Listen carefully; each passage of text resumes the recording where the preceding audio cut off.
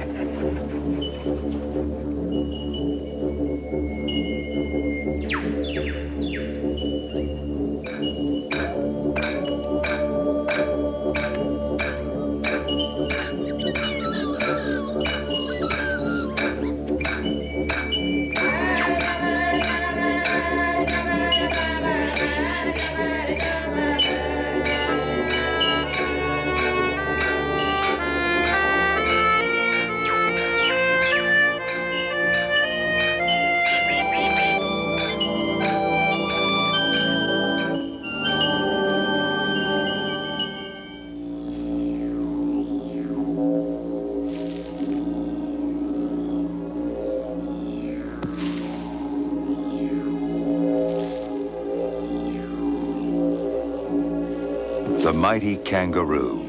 There's no animal like it in the world. So strange that the first Europeans were tempted to believe it arose from a separate creation.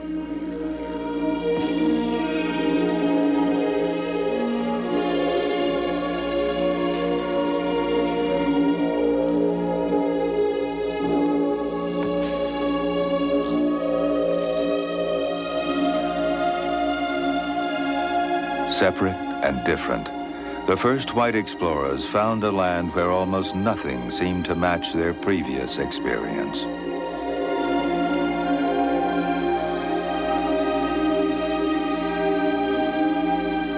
Terra Australis, the Great South Land, nearly 2,500 miles across, stretching from the tropics to the edge of the Antarctic Sea.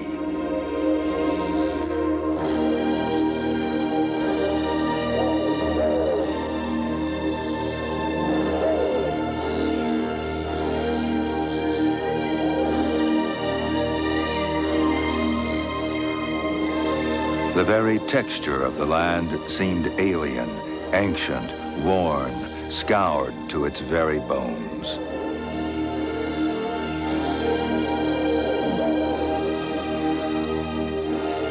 Craters gouged by exploding meteorites deepened the sense of a harsher world. The endless, parched plains seemed hostile to Europeans from a green and gentle land.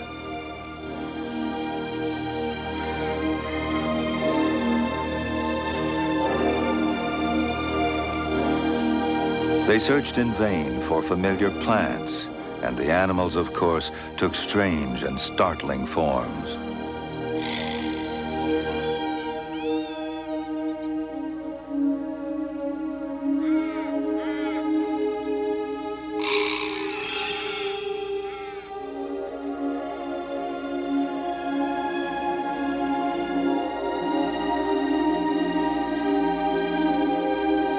Here, the inland rivers run mostly with sand.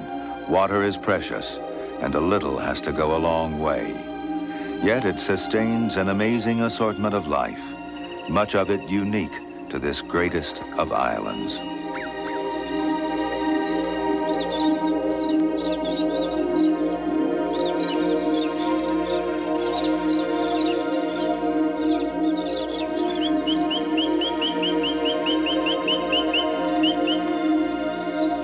A land often sun-scorched and ungiving, but also a place of startling extremes.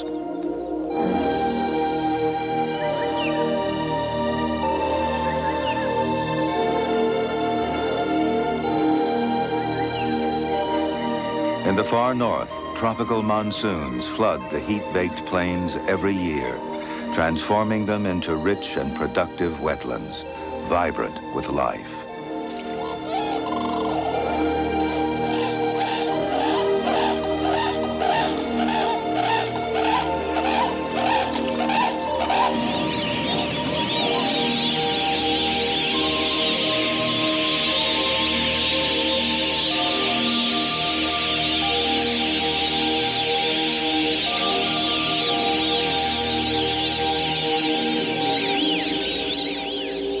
Almost everywhere, eucalypts dominate the landscape, the unique trees of Australia, masters of drought and fire. Their wispy green crowns shelter colorful parrots.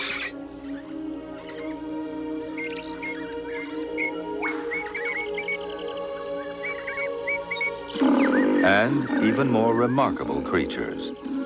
The koala and kangaroo, symbols of the special nature of Australia, led Europeans to question how this island continent came to be so different from the rest of the world. The answer lies in its different origins.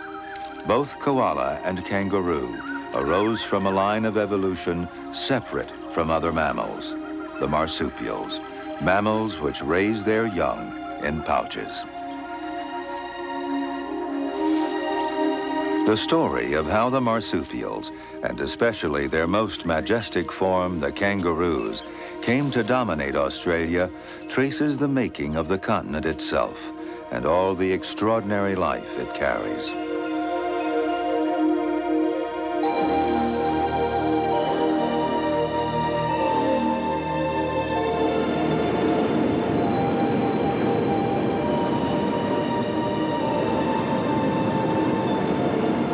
The sea played a crucial role. Australia is the way it is because it is an island. For millions of years, the encircling sea isolated the Great South Land from the rest of the world and kept outside influences at bay. But Australia wasn't always an island. Once it belonged to a primeval lost world. The evidence is exposed by the waves. Embedded in the rock lie fossilized remains of trees that formed part of a worldwide forest 250 million years ago. These trunks and leaves are part of primeval trees called Glossopteris. They and their world have long vanished.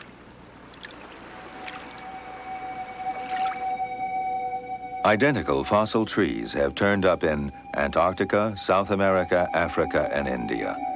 This commonly shared tree and our modern understanding of plate tectonics indicate all those continents were once joined, forming a great supercontinent, Gondwana. This was the shape of Gondwana 150 million years ago. Australia was 1,800 miles farther south than it is now. Even though it was close to the South Pole, there was no ice because the world was much warmer. Gondwana, Australia, was a place of plentiful rain and luxuriant vegetation.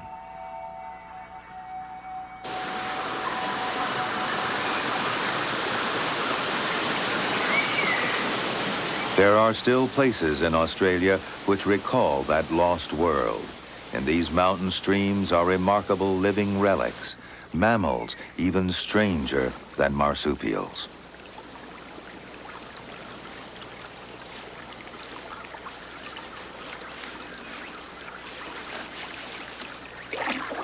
The platypus, one of only 3 members of an ancient order to live into the present day.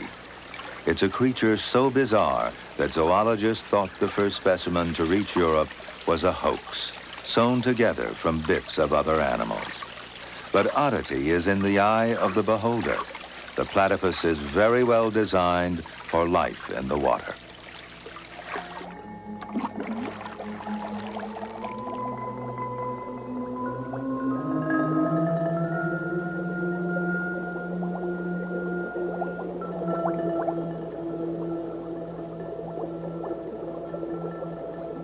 It's warm-blooded, has fur and webbed feet for swimming, and the most intriguing feature is that duck-like bill. But the bill resembles a duck's only in appearance.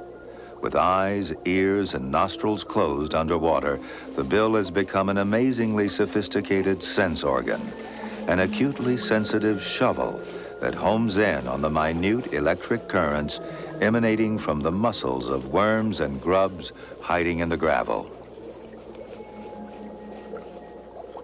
The catch is stored in cheek pouches, ground up by horny plates instead of teeth, and swallowed.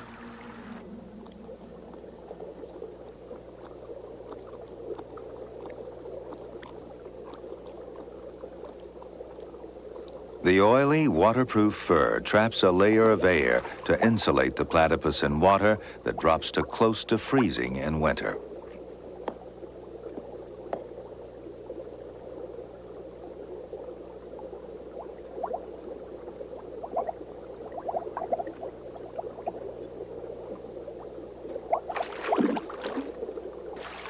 Platypuses normally live alone, though several may forage along the same stretch of river they keep out of each other's way.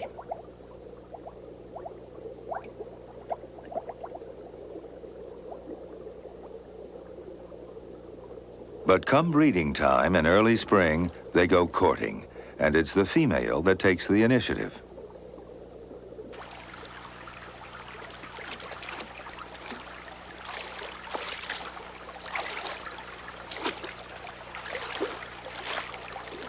The two circle one another, stroking and nuzzling with that most sensitive of organs, the bill.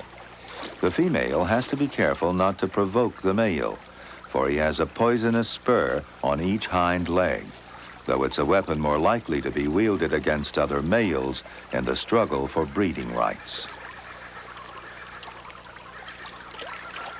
In courtship, touching and petting lead to mutual trust and allow the pair to mate.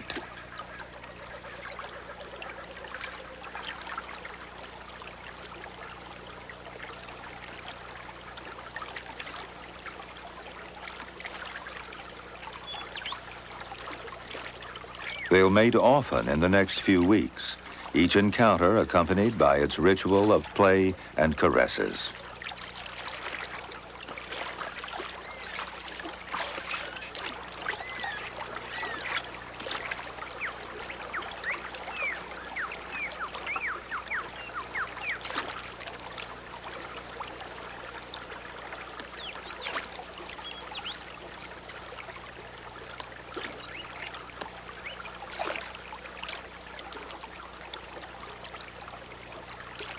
Once she's pregnant, the female retires to a chamber that she's burrowed deep into a riverbank.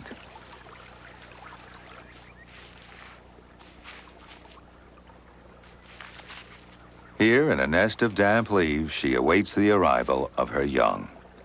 The platypus is unique, but not alone. It has one living relative, the echidnas, or spiny anteaters. Echidnas and platypuses are monotremes, the only surviving representatives of the first true mammals. The echidna's ancestry also goes back to the forests of Gondwana. Two kinds survive today. This long-beaked one snuffles for worms and insects in the forest litter, sucking them up through its long snout.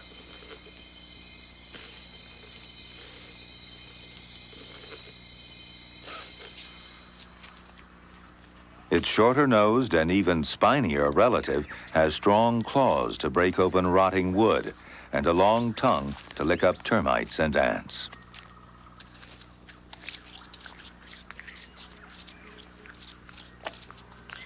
Females need to stock up on food when the time nears to have their young. But in having young, they are like no other mammals in the world. The platypus and the echidnas astounded science when it was discovered that instead of giving birth to babies, they actually lay eggs. The echidna lays her single egg into a pouch. The embryo is already well developed and hatches in only 10 days.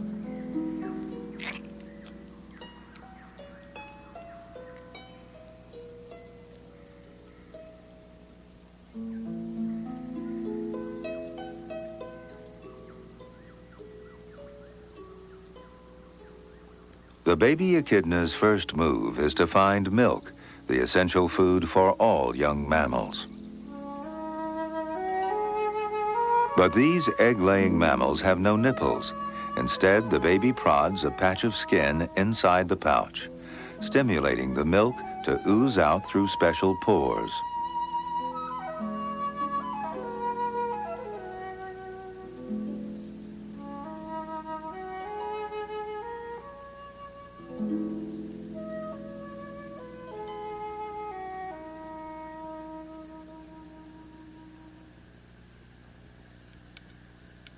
It might seem a messy way to suckle, but the tiny mouth at the end of the snout sucks up the liquid quite effectively, and the infant increases its weight 100-fold in the first 3 weeks.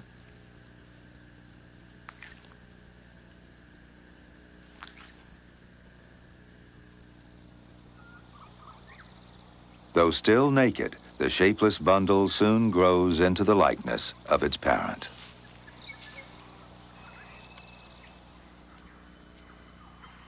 When the spines do grow, the youngster, understandably, is ejected from the pouch, but mother continues to suckle it for another 5 months. Only then does the young echidna leave the burrow for good.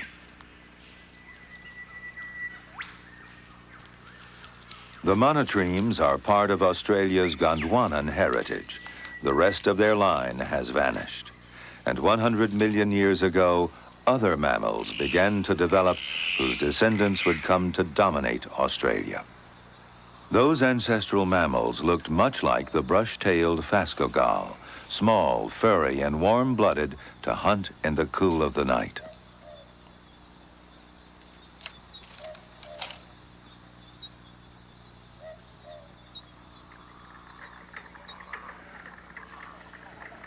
The daylight hours still belonged to reptiles, which needed the sun's warmth to function. Most spectacular were the dinosaurs, ruling Australia for 100 million years. Most were plant eaters, feeding on ferns and other primitive vegetation.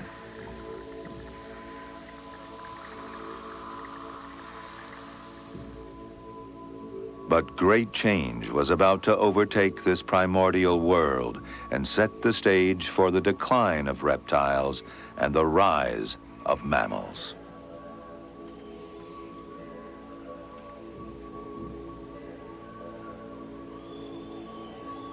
Immense forces pull the plates of the Earth's crust apart, splitting the continents, reshaping the seas, creating new environments. Gondwana was breaking up.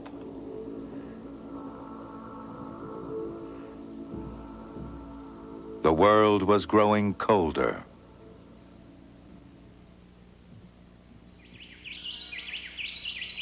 The ancient forests gave way to a fundamentally different vegetation, the flowering plants.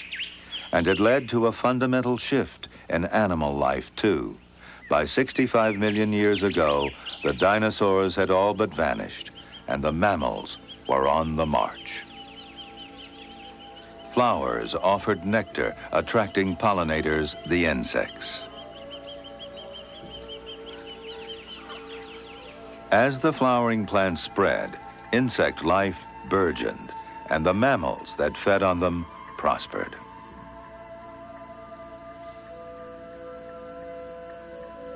Some mammals no longer produced eggs like echidnas and platypuses, but gave birth to babies.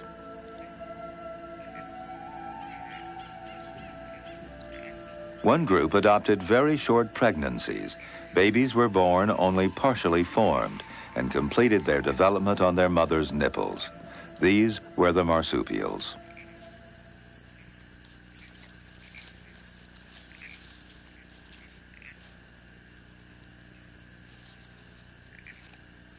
From small, primitive beasts like these arose a remarkable range of marsupials with diverse ways of feeding and breeding.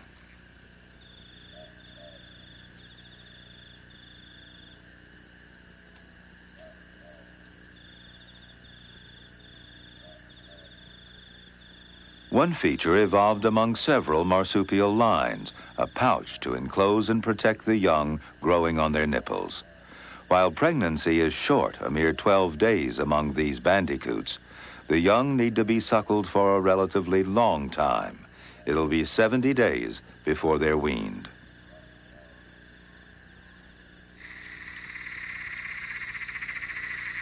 Pouches evolved in many different shapes and sizes. Some opened forwards, some backwards.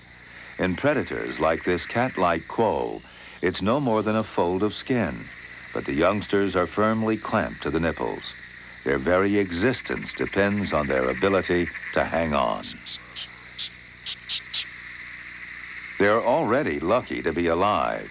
Their mother gave birth to almost 30 young, but she has only 6 nipples. The others lost out in the race to secure nourishment.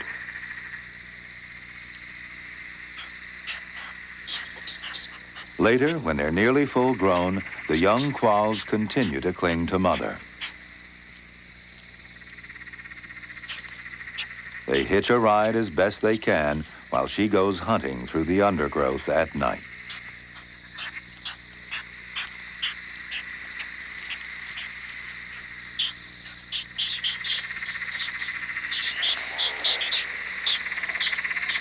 It's a good way of learning a bit of hunting technique, and there's a meal at the end.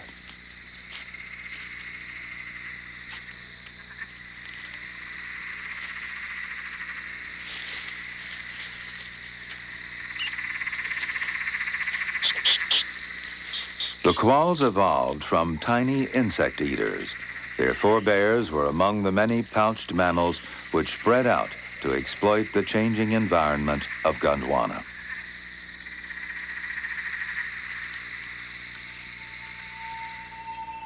The marsupials reached Australia through the forests that stretched across the supercontinent, but they probably first emerged somewhere in the Americas. By 50 million years ago, Africa and India had split off, leaving only Australia, Antarctica, and South America still united in Gondwana. And it's in South America that we find the first clues to the evolution of Australia's marsupials.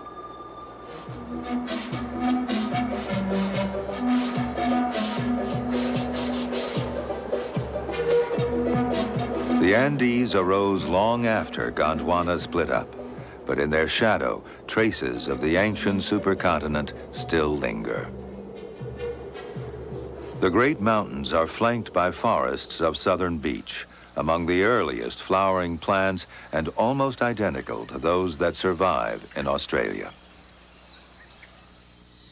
And when night falls, an even more significant link with the past emerges. Dromaeosaurus australis, the closest living relative to the ancestor of all the Australian marsupials. It's the size of a mouse and feeds on insects, as its earliest ancestors did.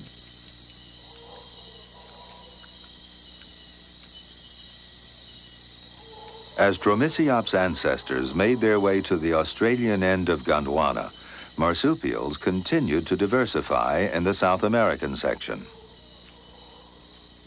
Among the most successful were the opossums. 80 species live on today. Some forage on the ground, others, like the mouse opossum, roam up in the trees.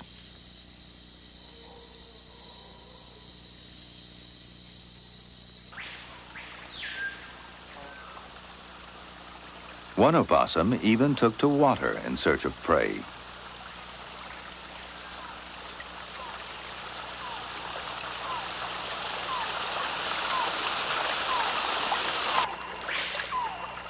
The yapak is the only marsupial to adopt an amphibious way of life, the marsupial equivalent of the platypus. The yapak is well equipped for its special existence. Its hind feet are webbed to generate swimming power. And the tips of its forepaws are enlarged into sensitive pads to feel for prey.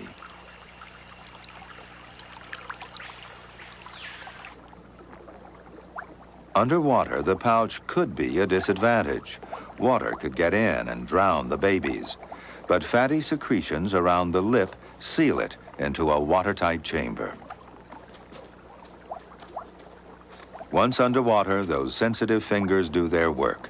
The eyes are closed, and the yapak finds its food entirely by touch.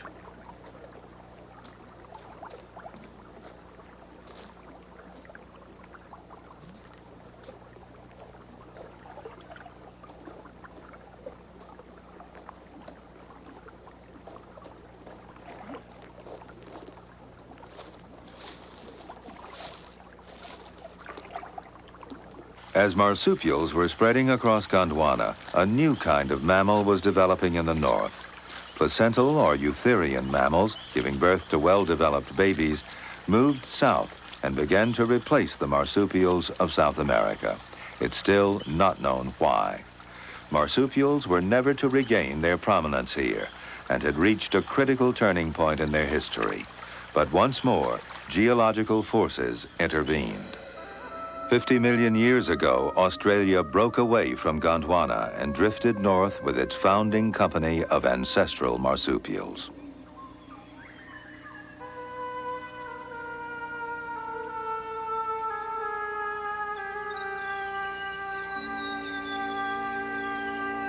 No eutherian mammals had reached the Australian end of Gondwana, and in isolation, marsupials evolved into an astounding range of creatures.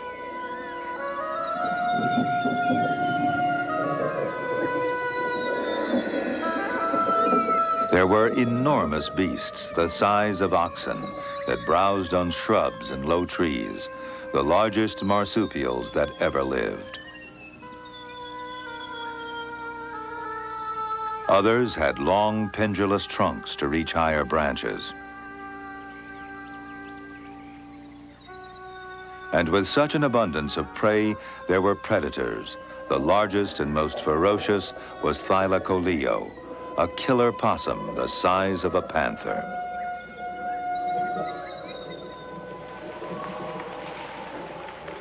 Some pouched hunters were more wolf-like.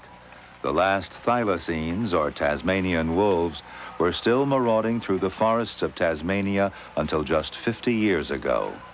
The largest of the recent marsupial carnivores, thylacines had a powerful leap, catching prey by stealth rather than the chase. Once there was a whole range of these marsupial wolves, as there was of this ferocious little creature.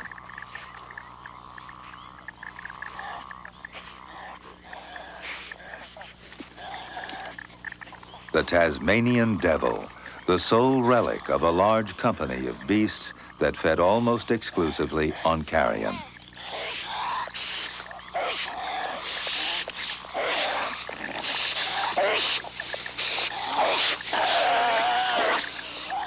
The devils hark back to the great age of marsupial predators.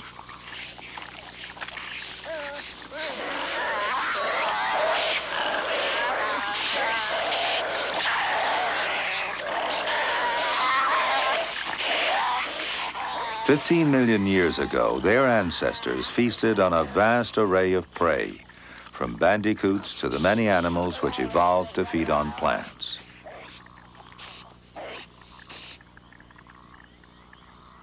The earliest plant-eating marsupials lived up in the trees. The spotted cuscus still does today in the northern forests. The cuscuses remain tree dwellers, but some of their distant forebears descended from the trees to take up life on the ground. And from those primitive possums emerged the most distinctive marsupial of all, the kangaroo. How the first move out of the trees might have happened is revealed by the brush-tailed possum. It feeds in the canopy, but also browses on the forest floor.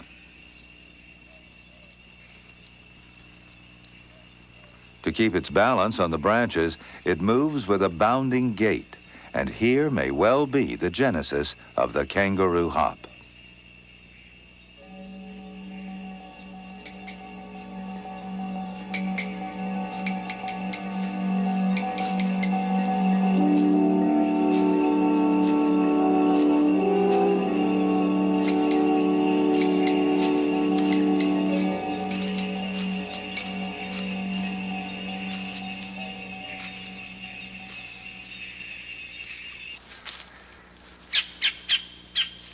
Bounding proved to be an effective way of getting around and of avoiding predators.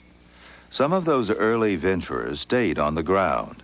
The musky rat kangaroo represents those first ground dwellers, a living portrait of the founder of the entire kangaroo family. With locomotion delegated largely to the hind legs, the front paws became hands to manipulate plants, fallen fruits, and seeds.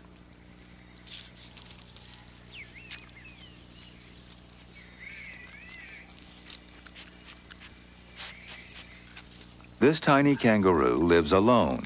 Its nutritious foods are widely scattered and best collected away from competition. It often buries leftovers, squirreling them away for times when food might run short.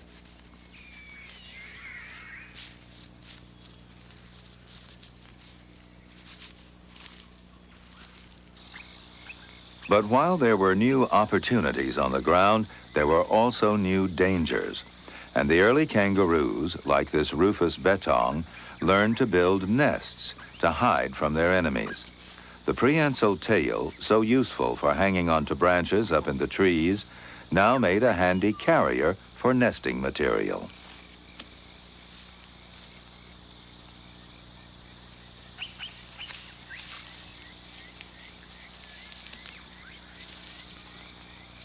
The tail also came to serve as a counterbalance.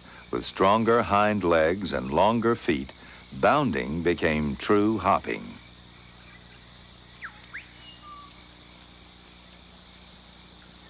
Though betongs are solitary animals, they do need to get together to breed, and they do so very cautiously. Males and females are equal in size and strength, and his attempts to woo her are extremely tentative.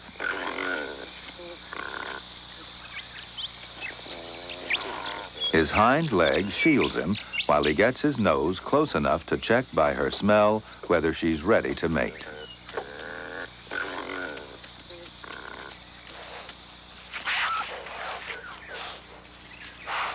Among these tree kangaroos, males have to compete with each other for mating rights and grow much more powerful than females.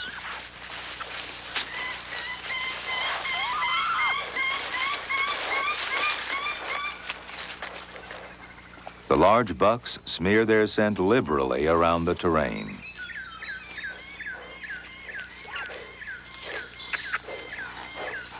Glands on the chest secrete a forceful chemical message that spells out his size and power, a message that tells other males he's around and not to be tampered with.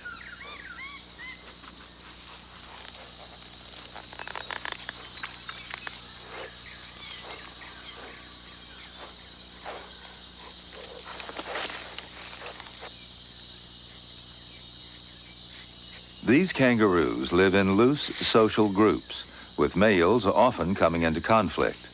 Size and strength win out in the struggle for dominance.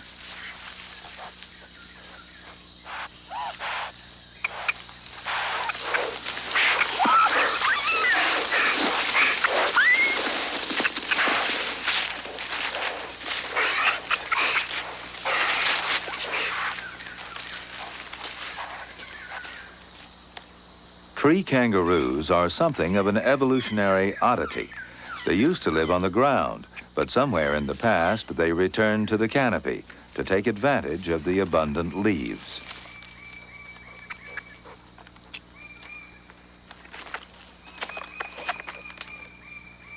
They've become readapted to life in the treetops, with short, broad feet padded to prevent slipping and powerful arms with long, sharp claws to grip trunks and branches.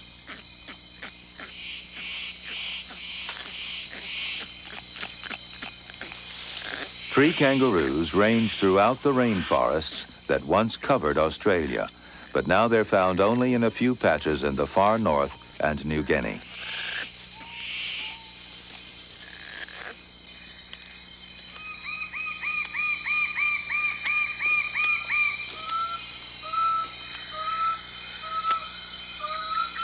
While these odd creatures remained out on an evolutionary limb of their own, the main stem of the kangaroo family was sent branching in new directions by dramatic changes, which overtook Australia 10 to 15 million years ago.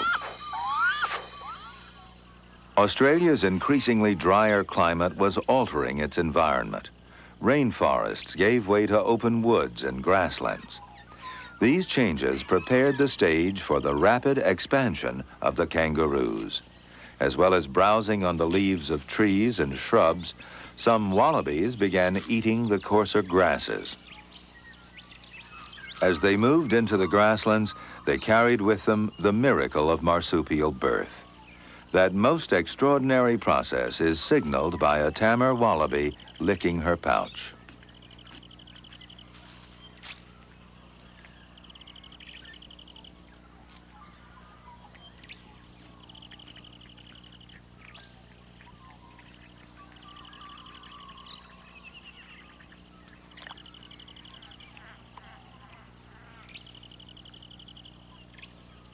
The birth is only the start of an arduous journey. Before it's even clawed its way free of the membrane, the young responds to gravity, resisting its pull, heading upwards towards the pouch.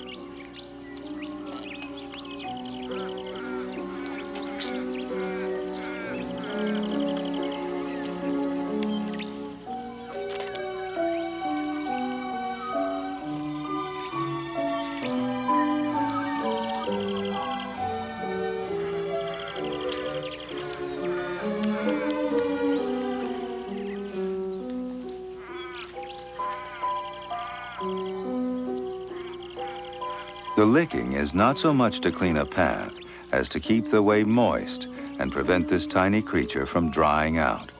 That's all the help it gets from its mother.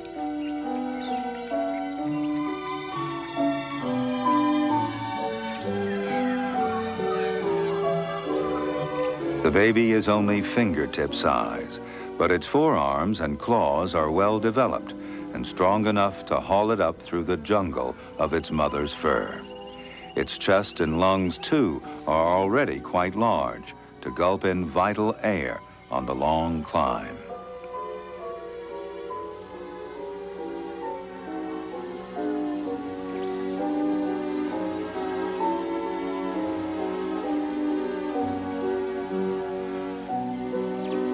Once it reaches the lip of the pouch, it's probably scent that guides the little creature deep inside to one of the 4 nipples.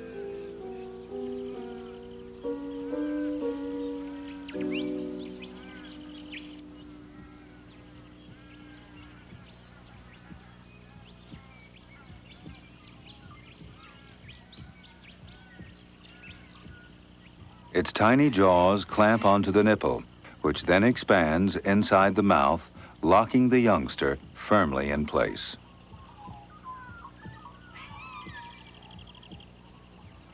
The composition of the milk changes to match the baby's growing needs, becoming steadily richer in fats and proteins. But there's a grimmer option too. If conditions turn bad, the flow of milk stops and the baby dies, saving the mother's resources.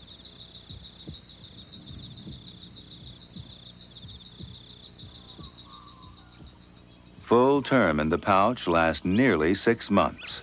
Then the baby has its second birth, into the world outside.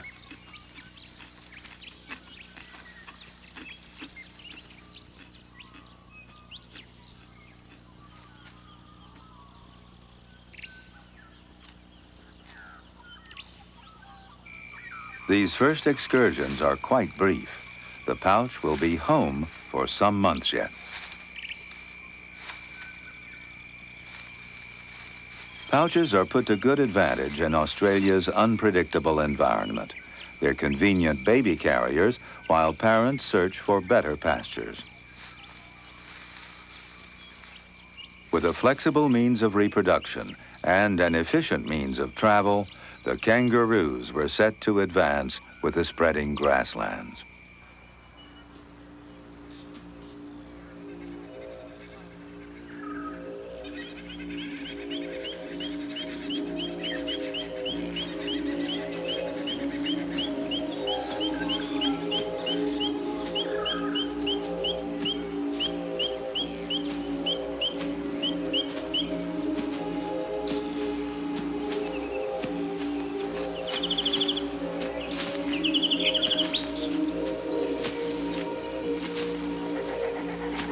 The powerful hind legs work like efficient springs, and the strong hopping motion pumps air in and out of the lungs, saving on muscle effort.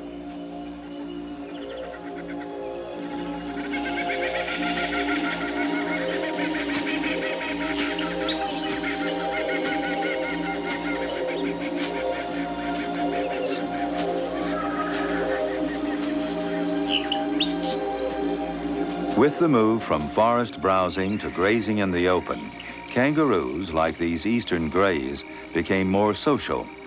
Such quantities of easy food diminish the need to keep out of each other's way, and there are more eyes to spot danger.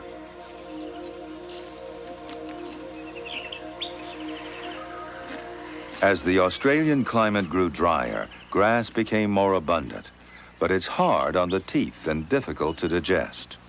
Kangaroo teeth grew stronger to grind the tough fibers, and their large stomachs acquired special microbes to break down the grass into easily absorbed nutrients. Many species even developed a kind of cud chewing to help digestion. They cough up partially chewed food, then send it through the stomach once more.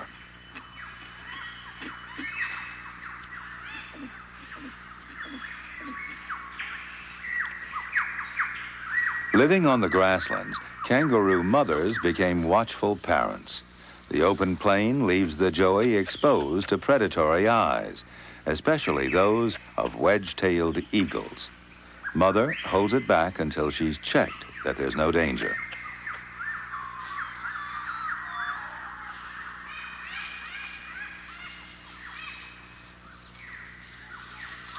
Only when she's sure it's safe does she relax the pouch muscles to let her baby out.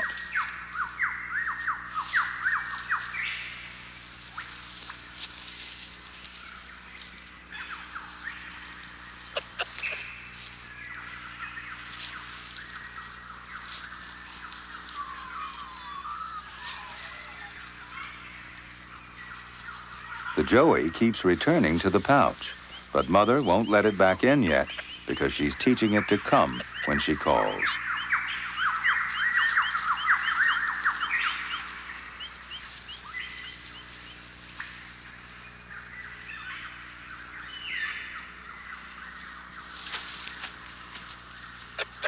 When it obeys, she opens her arms and leans forward so that her pouch flops open.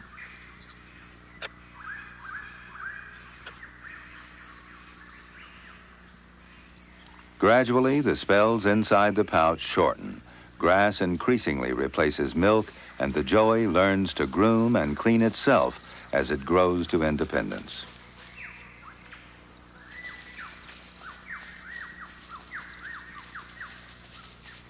The bond between the young kangaroo and its mother remains strong for a time yet.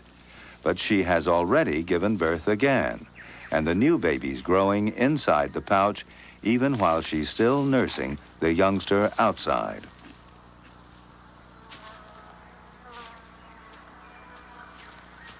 Males are always on the lookout for does that may be in season, ever ready to follow the sexual trail.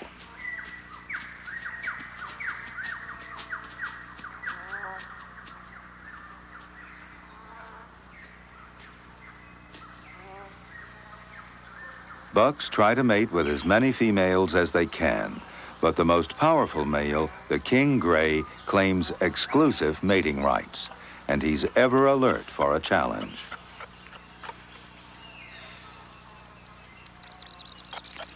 By scratching her tail, this male interloper finds out if she's receptive, but it's a very provocative act, not one the dominant male can afford to ignore.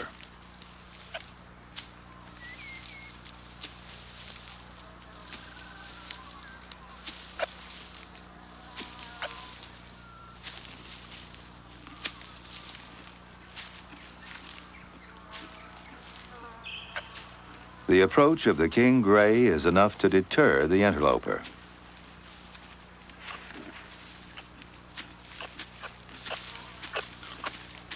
He moves into the background when the king arrives to assert his rights.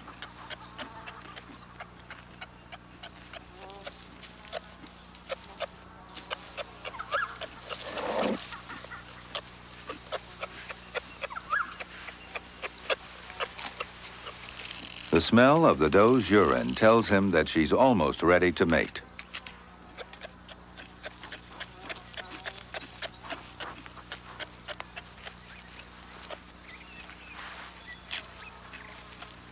But she'll only remain receptive for a few hours, and he covers her with scent from his chest gland to warn off other males.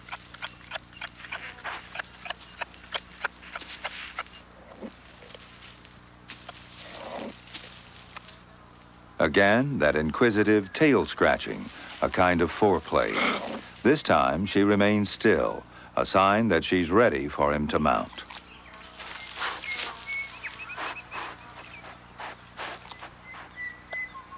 Remarkably, the fertilized egg doesn't grow to full term immediately, but stops at the 100-cell stage and becomes dormant. It won't resume growing until the present youngster is finished nursing.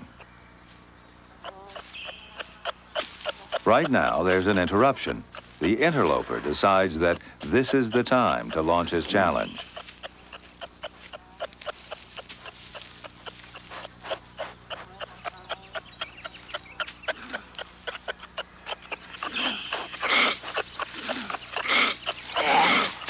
The female runs off. The challenger goes after her.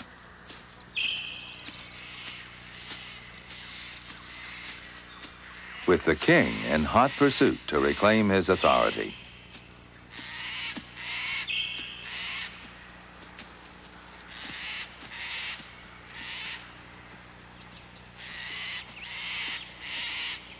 The king gray paws and rubs at a clump of grass as a warning, a ritualized deployment of scent. Then a show of power. Rearing 6 feet high, mighty arms tipped with sharp claws, an intimidating sight, and normally enough to make rivals turn tail.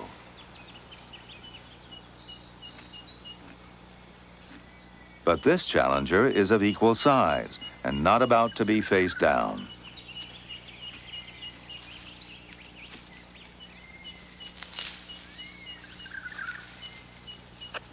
Life at the top is precarious and short.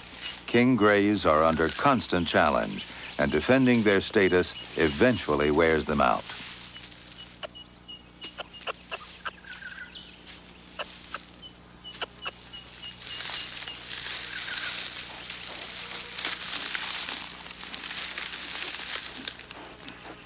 The dominant buck looks away, a last attempt to avoid battle. It fails.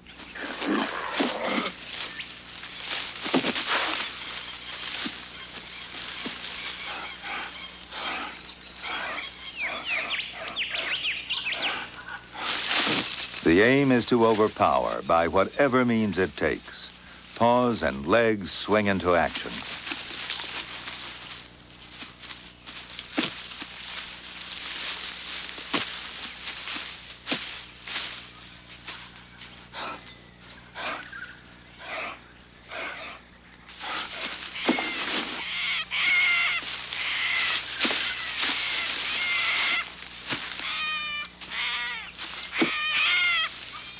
The hind claws are sharp enough to disembowel, but in defense, the belly skin is tough, like a shield.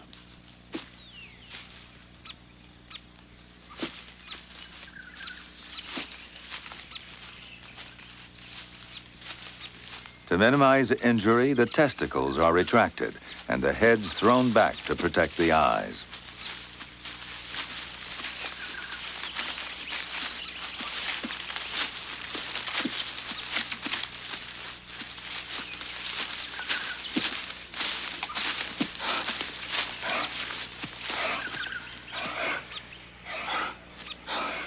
A year of fending off rivals has taken the edge off the king gray's stamina. This time, he may be staring defeat in the face.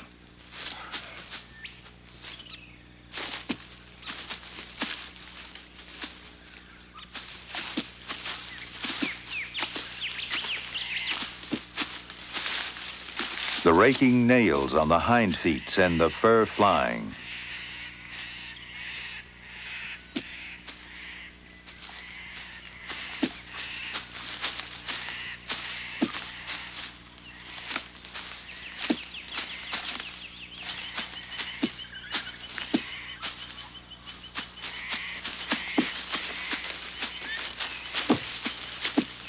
Each seeks the advantage of higher ground. Finally, it's the challenger who positions himself for the decisive blow.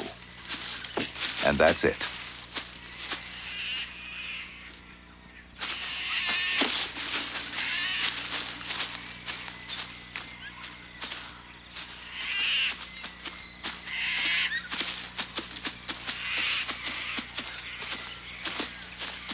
The battle is won, the challenger is king. But for the loser, there's no mercy. He's banished to the poorest feeding grounds. Worn out by the stress of battle, he may well die.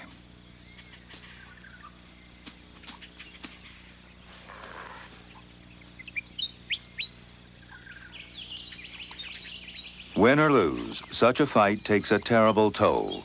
But for the victor, the rewards are great. It's taken him 10 years to reach the top. And although he may reign for only a year, he'll have nearly all the matings and a legacy of numerous young to inherit his winning strength.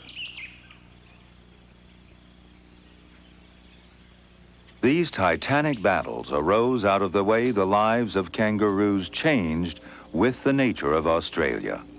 Part of the new pattern that saw these majestic marsupials extend their dominion right into the arid interior.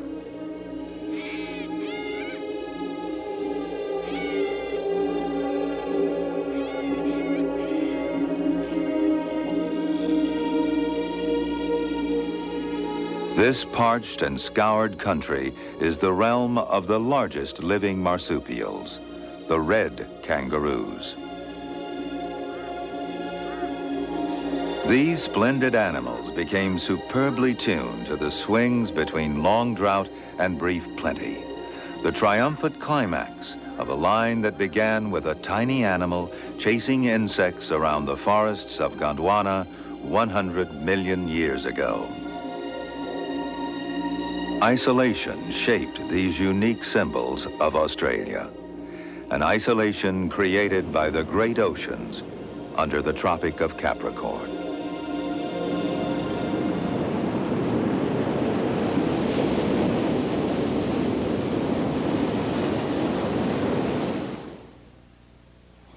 In our next program, we'll explore the seas that surround this island continent and the rich marine life they contain, from the magnificent humpback whales to the tiny creatures that together make up one of Australia's most impressive natural treasures, the Great Barrier Reef.